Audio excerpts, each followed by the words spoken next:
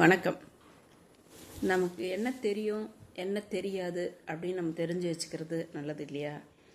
தெரியும், நமக்கு என்ன தெரியுமோ அது நம்மளோட பலம். நமக்கு என்ன தெரியாதோ அது நம்மளோட பலவீனம்னு எடுத்துக்கலாம். ஒரு விஷயம், எல்லா விஷயமும் எல்லாருக்கும் தெரியணும்னு அவசியம் இல்லை. சில பேருக்கு சில விஷயம் தெரியும், சில பேருக்கு வேறு விஷயம் தெரியும். அவங்களுக்கு தெரிஞ்சது நமக்கு தெரியாது, நமக்கு தெரிஞ்சது அவங்களுக்கு தெரியாது. இப்படி தான் இருக்கும் இல்லையா? இதுதான் லைஃப். எல்லாருக்கும் இப்படி தான் இருக்கும். ஆனால் நமக்கு ஒரு விஷயம் தெரியாத விஷயத்த என்னோட கீழே இருக்கவங்களுக்கு தெரியுது, என்னோட படிக்காதவங்களுக்கு தெரியுது, என் பக்கத்து வீட்டுக்காரனுக்கு தெரியுது, என்னோட வயசில் சின்னவங்களுக்கு தெரியுது.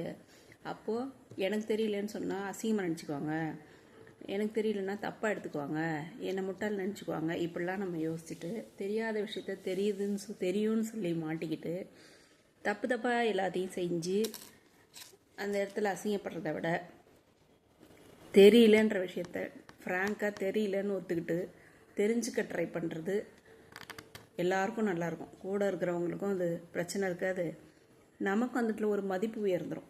தெரியல அப்படின்னு சொல்லி நம்ம தெரிஞ்சுக்க ட்ரை பண்ணுறப்போ நமக்கும் நமக்கும் அந்த இடத்துல ஒரு மரியாதை கிடைக்கும், மதிப்பு உயர்ந்துடும், நம்மளோட மதிப்பு. இப்படி நம்ம பண்ணோம்னா